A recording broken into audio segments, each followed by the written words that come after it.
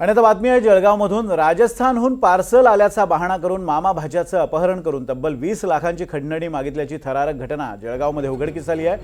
जळगावातील Golani market परिसरात mobile साहित्य विक्रीचा व्यवसाय करणारे कृष्णकुमार चौधरी आणि त्यांचा भाचा गणपतलाल माळी यांना यश जितेंद्र माकोडे यांनी फोन करून राजस्थानहून पार्सल आल्याचं सांगितलं आणि त्या बहाण्यानं दोघांना ममुराबाद रस्त्यावरील एका दुमजली इमारतीत बोलावून घेतलं. तिथं चाकूचा धाक दाखवत भाच्याला बांधून ठेवण्यात आला आणि मामालाही धमकावत ताब्यात घेण्यात आले. दरम्यान शनीपेठ पोलीस आणि स्थानिक गुन्हे शाखेच्या पथकानं अवघ्या 3 तासात अकोला इथं धडक देत अपहरणकर्त्याच्या तावडीतून गणपतलाल माळी यांची सुटका केली आहे.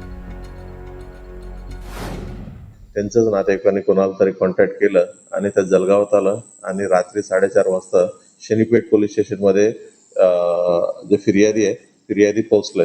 मग शनीपेठ पोलीस स्टेशनला पोहोचल्यानंतर ओव्हरऑल प्रकरणात म्हणजे कोणत्या नंबरमधून त्यांनी फोन केलं होत्या, तिथं कुठे गेलं होतं, ही सर्व माहिती घेतल्यानंतर ते एक्झॅक्टली अकोल्यात गेलं होतं म्हणून माहिती पडलं.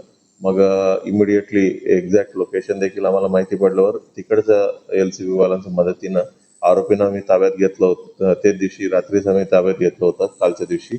आणि जे अजून त्यांच्या ताब्यात एक होता बाच्या, त्यांना देखील आम्ही रेस्क्यू केलेलं आहे.